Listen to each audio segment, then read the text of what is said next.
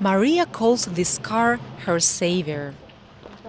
When Vladimir Putin announced a partial mobilization on September 21st, Maria, her husband and their 2 kids left everything behind and drove to Finland, fleeing the draft. I was scared. I was shaking from that moment, from the evening of the 21st until we stepped into Finnish territory. Up to that point, I was insanely scared. Maria is not her real name. She also doesn't want us to show her face. She worked as a doctor in a Moscow hospital. She and her husband are both eligible for military service. They cannot imagine taking part in the war against Ukraine where they have relatives. They decided not to wait for draft notices to arrive.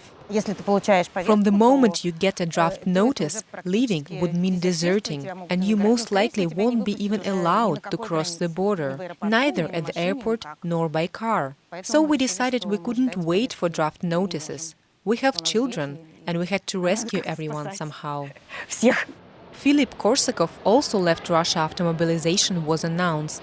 He was going to go on vacation to Europe at the end of September anyway.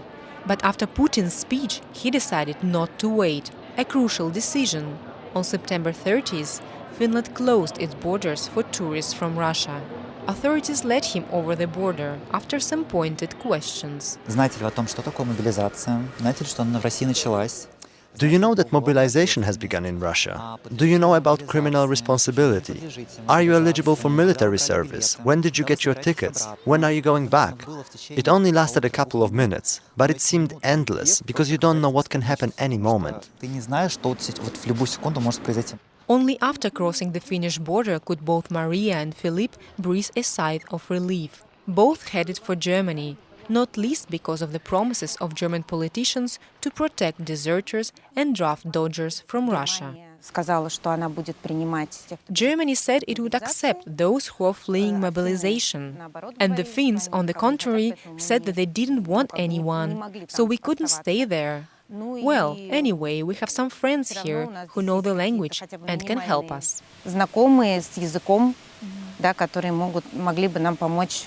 But getting political asylum in Germany for people fleeing the draft in Russia is not an easy task, says Elena Sergeyeva from a Berlin-based NGO.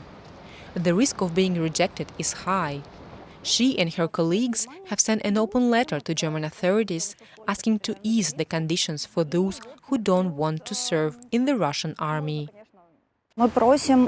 We ask for simplification of application rules for humanitarian visas, because now it's a very complicated process, and one can apply only after having proved political persecution. And of course, we ask for simplified asylum for those evaders who oppose Putin's regime. But before the rules are eased, Philip and Maria are trying to find other ways of staying in Germany, like applying for a work or student visa. They say going back to Russia is not an option for them.